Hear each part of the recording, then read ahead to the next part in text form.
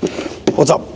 Got a really exciting video for you today. We're going to be shooting this. This is the 94 BMW E36 M3, a classic, one of my favourites. We're going to shoot it in the showroom today. Just a wee quick video on that, a wee quick time lapse on how we do it. Clean the floor, get her in, get the main angles, and we'll take you outside and show you how we do the videos and photos outside.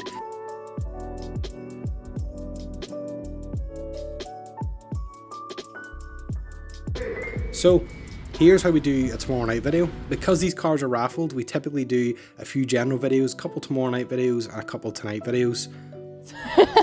That'll happen. Okay, what am I doing? Right, just grabbing tomorrow it. Night, yeah. So 15,000. Listen up, y'all, cause this. Alright, I'm going too serious, right? Keep shaking it like I was actually really This cool. is it. The beat that I'm banging is delicious. Right, okay, let's do it again. Right, 3. Is it tomorrow night? Yeah. Tomorrow night, how would you like a chance to win this E33, E36? You pointed over them guys. Oh, I don't know. Fuck, right. Sound like that. Tomorrow night, how would you like... Sorry, you can see them first. Bastards got me on the road. Road. Hey, listen up. Tomorrow night, you could win this BMW E36 M3 for $2.97 a ticket, or multi-buy at 5 for a tenner. Don't tell them I told you that. Go get it. I know you're still seeing on Instagram all these speed ramped car videos and stuff like that. And whilst I do them as well, this video is not going to be about them. This video is going to be about whenever you have to get something up and what a typical shoot will look like whenever you're in this kind of industry. So I do this for a living. So I'm going through getting the main angles I know I want. I typically always start with the wheel and work my way around the car and usually end on the main shot.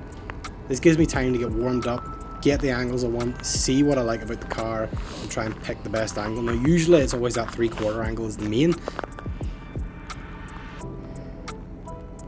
But you see, whenever you come out to shoot a car, it's very important to remember where the sun is. Try and keep the sun behind you.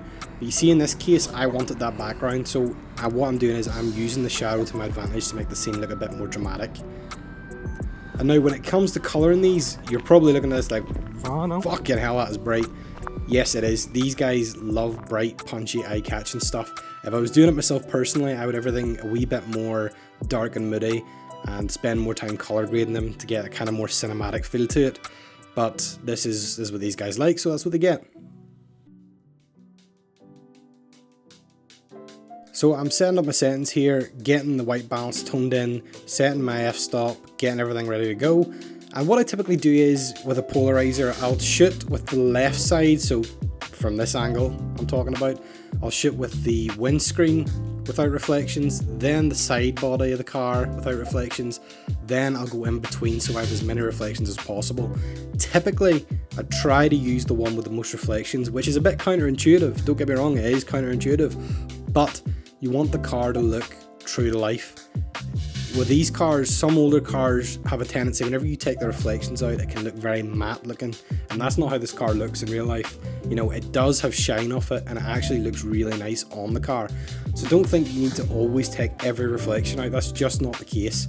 Usually, you only take the reflections out if there's a lot of reflection in it, like reflecting a tree, a bin, stuff like that. But whenever you're out in the open like this, you can shoot the car true to life. So don't think you always need to use a CPL filter, you absolutely do not. But it is obviously a very handy tool to have as well. So you can see me moving about the ring there to get the exact reflections I want on the car. So maybe for every shoot I'll come out with 300 odd photos. Now you absolutely do not need that. This is just me being very specific on what I want. Head on first. So what we're doing here is just guiding the car into the angles I want. So typically there's 8 main exterior shots you need as a minimum. So typically you're going to want your main angle, your dead on angle, your other side angle, and then your 2 dead side angles, followed by the same as the first 3 but in reverse. And then what you do is you go around, fill in all the detail shots, get the wheel, get the emblem, get lights, anything that looks nice in the car, spoilers, sunroofs, then interior shots, capturing the passenger from the passenger side usually, capturing the passenger seat, driver's seat, and then over the shoulder of the driver's seat you're capturing the steering wheel. Now that's a complete beginner's guide, don't get me wrong, if you have more time to spend on it, absolutely get creative with it, take it to underpasses, take it to anywhere that's going to make the car look really nice. But this video, the whole point I'm trying to get out of this is not everything has to be fancy locations.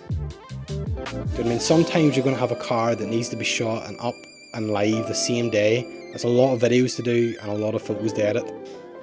Yeah, so thanks very much for watching. Plenty more videos on the way. I'm going to do plenty more of the speed ramping and the typical Instagram stuff you see. If there's anything you want to see or know about that you want me to make a video about, obviously I'm a very new channel, so I will gladly make a video about absolutely anything at all, any questions you might have. So please leave it in the comments.